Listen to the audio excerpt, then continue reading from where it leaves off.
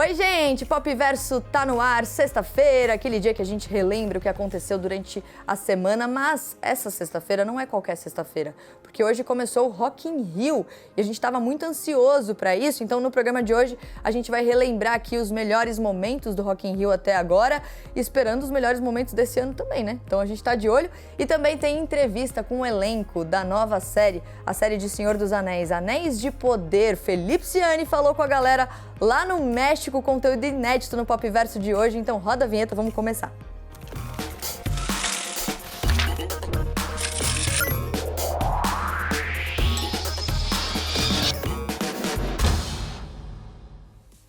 Bom, já que o assunto é um só, hoje, Rock in Rio, vamos começar o programa falando sobre esse festival incrível.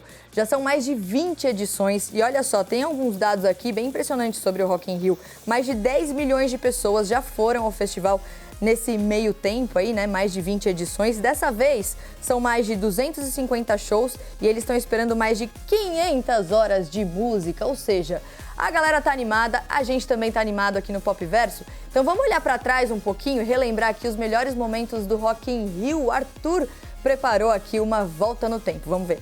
Quando eu falo Rock in Rio, qual é o primeiro momento do festival que vem à sua cabeça? Talvez a icônica apresentação do Queen em 1985, apresentando Love of My Life, ou talvez a Beyoncé em 2013, fazendo o passinho do volante no fim da sua apresentação. A edição de 2022 começa neste final de semana, e para entrar no clima eu vou relembrar alguns dos momentos marcantes do festival. Rock in Rio de 1991 reuniu artistas como Prince, George Michael, A.H., New Kids on the Block, Santana, mas a atração mais aguardada daquele ano foi, sem dúvidas, o Guns N' Roses, que inclusive se apresentam no Rock in Rio deste ano também. A edição de 2001 do Rock in Rio reuniu uma variedade de artistas que ia de Sandy Jr. a Red Hot Chili Peppers. Mas um dos shows mais elogiados daquele ano foi o de Cássia Eller, que além de apresentar seu repertório, incluiu covers de Beatles, Nirvana e ainda teve a memorável levantada de camiseta. E o show deixou ainda mais saudade por ser no mesmo ano em que a cantora morreu. 2001 também foi o ano em que Carlinhos Brown recebeu vaias e uma chuva de garrafas plásticas. Mas ele não foi o primeiro que foi vaiado no festival. Erasmo Carlos, Lobão e Britney Spears também passaram pela mesma situação. E tem um momento memorável que nem aconteceu. Em 2017, a Lady Gaga seria responsável por abrir o Rock in Rio daquele ano. E como a gente já sabe, a cantora acabou cancelando a apresentação um dia antes e acabou deixando os fãs tristes e rendendo vários memes. Gaga não veio. Ela não vem mais. Não vem mais! Eu tava assim aquele dia. Eu tava igual esse meme. E pra você, qual é o momento mais marcante do Rock in Rio? Conta pra gente na hashtag PopVersoCNN. Pro nosso próximo assunto, tem telão especial aqui no Pop Verso, um telão que já diz, né, sobre o que a gente vai falar. Senhor dos Anéis, Anéis de Poder, série que tá chegando agora, a série mais cara já produzida na história. A Amazon disse que vai gastar $1 bilhão. Deve gastar, né? Vamos acompanhar na produção das 5 temporadas. E o pessoal estava muito ansioso para essa série, a série derivada, né, de O Senhor dos Anéis. E aí, Felipe Ciani, meu marido, foi pro México. Ele foi pro México e ele entrevistou o elenco. Eu vou dizer que eu fiquei aqui no Brasil ouvindo as histórias? Vou dizer, mas ele se divertiu por lá e tirou umas informações bem legais sobre essa série. Inclusive, antes de chamar a entrevista, amanhã no Em Alta a gente vai falar sobre isso, tá? Então assiste ao Pop Verso de hoje, mas amanhã eu espero vocês também. Se liga aí. Houve um tempo em que o mundo era tão jovem que o alvorecer ainda não existia. I think it's cool to see the origin of some of these stories, and it's one of the most eventful periods in Middle Earth, and it's the source, the rings, and then eventually the ring is the source of so much turmoil and pain for the future characters.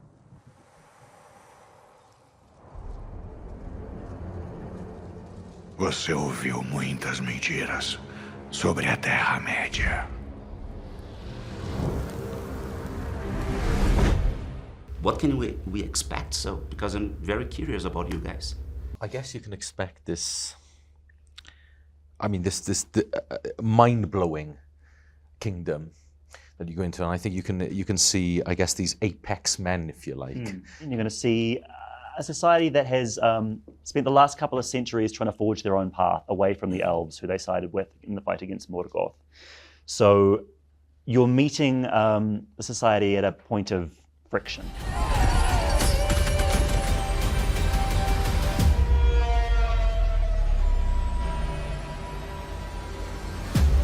What's the importance of having a Latin character? I saw this movie when I was about 13, 14 years old, and I grew up in a very poor area of Puerto Rico. So as an Afro-Latino, full of like Afro-Latinos and indigenous people. My mom was a teenage mom. There's a lot of obstacles. And I always felt that I was like we were shut out of any kind of conversation, let alone any kind of representation. So I saw the movies and I loved them. But then it dawned on me when I said, I want to be an elf. From the outside, people said, you can't be an elf. You don't look like them. And 20 years later, that's been the backbone of my career. Opening different spaces, representing in different aspects of it all. Because you see people like ourselves consistently playing in struggle and, playing perhaps a slavery story or something bad that happened. And I think we're in a different place and there's a lot of benefit in seeing us in beauty. Podemos sobreviver a isso. Você e eu. I couldn't do this job if I thought it was my story, but I don't think it's my story. This is Tolkien's story, right? And then that changes the way you think of it, right? Your responsibility is to steward that material from the books to the screen in hopefully the most entertaining, delightful, emotionally authentic way that's true to what was important to him as a writer. What I really love about Tolkien is his value of gentleness, humility, and friendship. And that's what I think is so wonderful about him. He created this enormous world that, there are huge powers. But amongst that, there is small moments of kindness and mercy that change the course of history. Você já lutou por tempo demais, Galadriel. Entregue sua espada. Eu quero gravar no Brasil. Muito obrigado. A segunda temporada. A segunda temporada. De Anéis de Poder. De Anéis de Poder. Okay, now they are calling to shoot in Brazil. That's gonna be okay. Oh! That's what we just said. Yeah, great, done. I'm happy with that. Yeah. What else can you get us to say? Tchau. Tchau. Hora do Tá no Hype, esse quadro que eu adoro aqui no Pop Verso. Nosso time fica de olho no que a galera tá falando por aí para apresentar para vocês pessoas, assuntos, discussões, enfim. Dessa vez a gente vai conhecer a Taylor Jenkins Reid, que é uma autora americana e ela é super jovem, ela tem 38 anos. E ela, só para vocês terem ideia, publicou 8 livros. Desses 8 livros, 4 vão ganhar adaptação para TV e para cinema. Ou seja, ela tá bombando, colecionando best-sellers. Essa semana ela lançou mais um livro lá nos Estados Unidos, que deve chegar aqui no Brasil semana que vem. E a Babi preparou um vídeo pra gente conhecer um pouquinho melhor sobre ela. Olha só. Quando um livro ganha uma adaptação no cinema ou na TV, isso quer dizer que ele é um sucesso. Mas quando uma escritora consegue emplacar um sucesso desse atrás do outro, bem, é sinal de que ela é um fenômeno. E a gente tá falando da Taylor Jenkins Reid. A Taylor já venceu 3 Goodreads Choice Awards, que é um prêmio literário americano. Sem contar que ela coleciona títulos nas listas de best-sellers de jornais como The New York Times e também tá sempre entre os artistas mais vendidos em livrarias e sites como a Amazon, inclusive aqui no Brasil. Ao todo, ela publicou 7 livros e o 8º tá chegando. O nome dele é Carrie Souto está de volta e tem data de lançamento prevista para o dia 30 de agosto. Fato interessante, a Taylor Jenkins, ela tem meio que um multiverso só dela, digamos assim, e os fãs chamam de Reidverso. Alguns enredos se desenrolam em períodos bem próximos na linha do tempo, e até alguns personagens se cruzam. Bateu aquela curiosidade? Já já você vai poder ver essas personagens nos streamings. A Netflix, por exemplo, vai transformar o livro Os 7 Maridos de Evelyn Hugo em filme. Esse livro é um sucesso no TikTok e eu já falei sobre ele aqui no Pop Verso quando a gente falou sobre livros com a temática LGBTQIA+. Já Daisy Jones e The Six, outro livro da autora, vai ganhar série da Amazon nesse ano, mas a data de estreia ainda não está confirmada. Inclusive, fotinhos do elenco caracterizado já estão circulando na internet. A história mostra como a protagonista Daisy se aproxima da banda The Six e vai pela estrada dos Estados Unidos fazendo shows lá na década de 70. A autora, Taylor Jenkins, disse que a Daisy, a protagonista, foi inspirada em estrelas da música, como a Stevie Nicks, do Fleetwood Mac, e na Joni Mitchell. Sabe quem tá produzindo a série? Ninguém menos que a Reese Witherspoon, que tem até uma produtora, a Hello Sunshine. E o Hulu vai fazer uma série baseada em Malibu Renasce, outro livro. É um romance sobre uma festa super bombada lá na Califórnia e uma família envolta em segredos. A produção tá na mão das criadoras de Pequenos Incêndios por Toda Parte, que também tem a Reese Witherspoon no elenco. Por último, vai ter um filme baseado em Amores Verdadeiros, um livro que traz a história de uma mulher que viajou o mundo com o marido dela e, de repente, o marido desaparece num acidente de helicóptero. Ela perde as esperanças em encontrar esse marido, aí ela se apaixona novamente e aí o marido reaparece e ela tem que escolher entre dois amores. E antes de publicar todos esses livros, a Taylor Jenkins Reid trabalhou nos castings de filmes e séries de Hollywood. Casting é quem trabalha com o elenco. E agora ela tá vendo as histórias que ela escreveu ganharem forma nas telas. Agora conta pra gente se bateu aquela curiosidade de conhecer ou ver o trabalho da Taylor Jenkins Reid nas telas. Outro quadro que eu gosto muito aqui no Pop Verso é o Sem Filtro. Quem passa por aqui não escapa do nosso Sem Filtro, que é, enfim, um quadro que a gente faz ali várias perguntas para as pessoas e aí saem umas respostas bem engraçadinhas. Dessa vez, Dona GK, Jéssica Caiane, a dona da farofa mais conhecida do Brasil, do mundo, entrou nesse desafio. Vamos ver. Se você pudesse escolher qualquer pessoa, viva ou morta, quem você chamaria para um rolê? Michael Jackson. Qual foi a última mensagem que você recebeu no celular e qual a última que você mandou? Gente, eu acho que foi... Não sei, gente. Você passa pano pra qual vilão ou vilã da ficção? Com certeza, o Diabo Veste Prada, Miranda. Desculpa, gente. Se você fosse um sabor de sorvete, qual você seria? Queijo, porque é o meu sorvete preferido. Quem te interpretaria no cinema? Meu Deus, quem faria GQ, gente? Quem toparia uma loucura dessa? GQ faria GQ. Se você pudesse mudar o final de um filme, qual seria? Ah, gente, o Titanic, né? Cabia ali naquela madeira, né, gente? Pelo amor de Deus, que cabia sim, gente. Ai, não me vem dizer que não cabia, né? Jogou o menino ali, não sei qual foi a intenção, mas cabia ali sim. O que a pessoa precisa saber quando te convida pra jantar? Que eu vou me sujar inteira no jantar, não tenho elegância, não sei as taças direito, não gosto de vinho também, então me vê um refrigerante, uma coisa assim, uma água de coco, não vem com esse negócio de vinho. Se você tivesse uma máquina do tempo, o que você mudaria no passado? O que eu mudaria no passado? Ai, gente, não tinha tido Covid. Mas não sei como é que eu ia mudar isso, ainda não sei, não sou médica, não estudei, mas pegaria a vacina daqui e levaria pro começo de lá. Qual música você sempre cantou errado? E uma música essa semana que é assim, ó, não é, meu Deus, nem sei, mas todas as músicas eu canto errado, gente. Só as músicas do Tchan que é o que eu canto certo. Acho que como eu decorei quando era criança, aí ficou na minha cabeça, ula, ula, de lá, Tchan. Tem alguma coisa que você sempre sonhou em fazer? É o Bahia, Iaiá, é o Tchan no Havaí. Próxima. Tem alguma coisa que você sempre sonhou em fazer e ainda não fez? Uma casa. Uma casa do zero, assim. Pra dizer, pegar e construir uma casa bem doidona, assim, bem... O que influência significa pra você? As pessoas gostarem do que você faz, gostarem tanto daquilo que você tá apresentando, a ponto delas sentirem o desejo de terem ou viverem ou fazerem aquilo que você tá fazendo. Eu acho que isso é influência, é você transmitir isso pras pessoas. Acho que é transmissão, conexão. Acho que influência tem a ver com conexão. Meia tênis ou meia, tênis? Meia, tênis. Gente, quem bota uma meia e um tênis? Tem gente que faz isso? Não confio nessa pessoa. Meia, tênis, gente. Ah, não. Que pergunta você não aguenta mais ouvir em entrevistas? Vai me convidar pra farofa?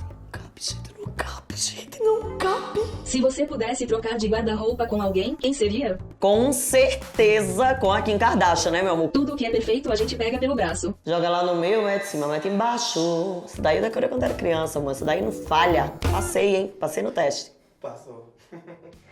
Essa semana a gente trouxe um assunto muito importante também aqui para o Pop Verso, a fusão entre Warner e Discovery. O que significa isso para o mercado de streaming? Eu conversei com a Aline Pardos, que sabe tudo sobre o assunto, olha só. Vamos então começar falando sobre essa fusão, né? Warner e Discovery. É a primeira vez que isso acontece no mercado de streaming, é uma tendência, e aí a gente traz aqui alguns dados, né? Recentemente, por exemplo, a Netflix perdeu assinantes.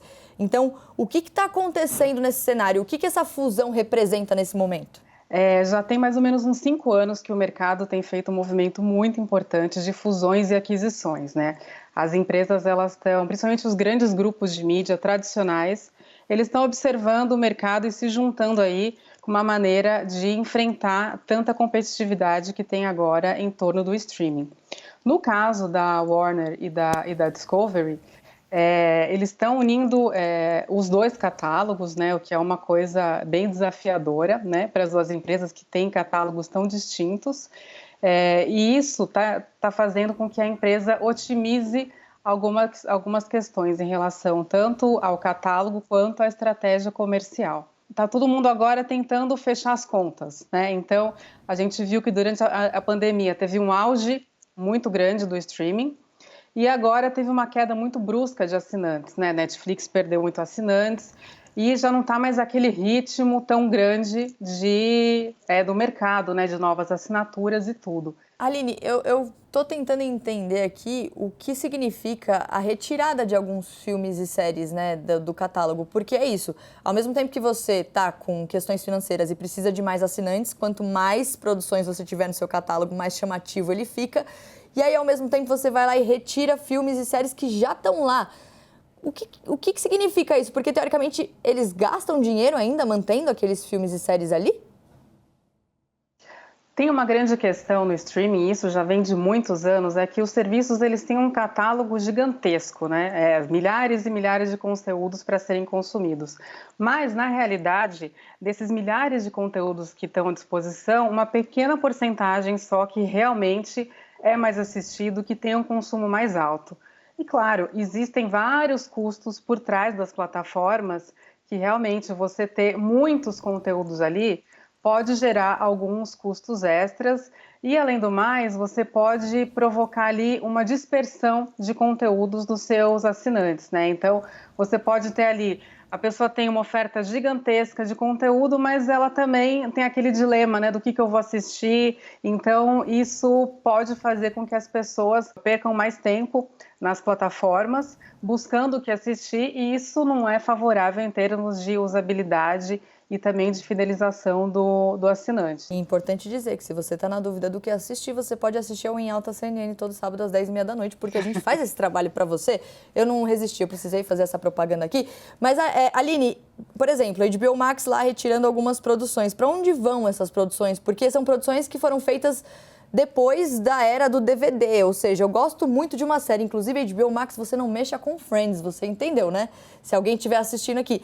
Mas e depois? Eu quero assistir e eu vou procurar e, sei lá, ela foi pra nuvem, assim, para um outro universo? Onde está isso tudo? Esse conteúdo que não é assistido, ou enfim, que as empresas optam por não disponibilizar, vão ficar lá num arquivo, num servidor deles, até o momento que eles achem que pode ser que vale a pena, né? Assim, a análise de comportamento, de audiência, pode ser que vale a pena voltar com esse conteúdo, ou pode ser que não, esse conteúdo vai ficar lá escondido, guardado. E também algumas plataformas podem decidir futuramente fazer o que faziam antigamente, né? Assim como a Netflix licenciava conteúdos, por exemplo, o Friends estava na Netflix. Pode ser que essas empresas também tentem rentabilizar esses conteúdos que viraram lá um arquivo e ofereçam para outras plataformas, ou plataformas de nicho, plataformas menores que queiram ali ofertar esse conteúdo para os seus assinantes. E aí a galera vai lá e xinga muito no Twitter, né? Acontece bastante, mas essa dança das cadeiras é bem comum, né? A série que a gente gosta tá num streaming, aí vai para outro. Isso acontece bastante, não só com Friends, a gente já viu acontecer com Grey's Anatomy, Big Bang Theory, são alguns exemplos. Aline, a gente tem só alguns minutinhos aqui para encerrar a nossa conversa. A gente está falando de um mercado extremamente competitivo, cada vez mais. E aí a gente vê essas movimentações acontecendo, fusões, perdas de assinantes de um lado, ganho de assinantes do outro. O que você vê para o futuro nesse mercado? O que essas plataformas de streaming têm que prestar atenção nesse momento? As plataformas, nesse grande movimento, nesse mercado altamente competitivo que a gente está vivendo agora, o que elas querem é oferecer o melhor conteúdo, oferecer a melhor tecnologia e a melhor usabilidade. Então, a gente vai ver cada vez mais esforços em relação à diversidade do catálogo das plataformas para poder atingir um público maior. A questão dos conteúdos originais, que muita gente está colocando o pé no freio agora por questão de custos, né? Então, a gente deve ver agora um número menor de lançamentos, não esses lançamentos, né, nessa velocidade que a gente vinha tendo, mas a gente deve observar uma maior qualidade, né? As empresas agora elas vão ficar um pouco mais cautelosas em relação à quantidade de conteúdo que elas vão lançar e vão estar mais atentas à qualidade desses conteúdos que vão ser lançados para irem muito de encontro ao que o público quer, né? Porque as empresas também cada vez mais entendem o que esse público quer por conta do Big Data. Então, cada vez mais as empresas entendem melhor os interesses do público do streaming. Aline, rápido, uma dica de série, você que está aí ligada em tudo. Para mim, todos os novos realities, Império da Ostentação, do luxo, eu gosto muito desses conteúdos de reality. Coisa bem fútil para poder esquecer do dia pesado. Desligar a cabeça, adoro realities também. Aline, obrigada, viu, pela conversa aqui e volte sempre. É isso então, o Pop Verso de hoje fica por aqui. Se você vai pro Rock in Rio, se você tá no Rock in Rio ou se você não vai pro Rock in Rio, enfim, para qualquer pessoa que estiver assistindo, um belíssimo final de semana e a gente tá de volta na segunda-feira, eu espero vocês.